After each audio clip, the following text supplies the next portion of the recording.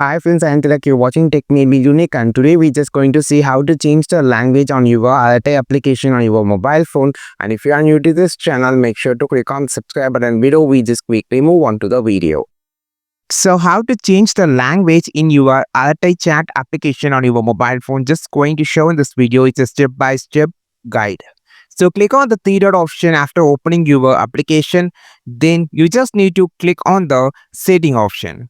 After clicking on the setting option, you just need to scroll down to the bottom section, and here you have this option called language. Click on the language. Now it's actually using your device language. If you just need to change the language, turn this off, and now you just scroll down and just select the language you just needed. Click on the language or change the language. I sure want to change the language. Click on the OK option. So now your language has been changed.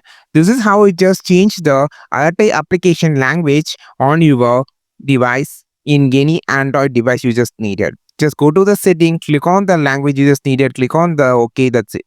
I think this video helped you a lot. Like this video, share this video, subscribe this channel.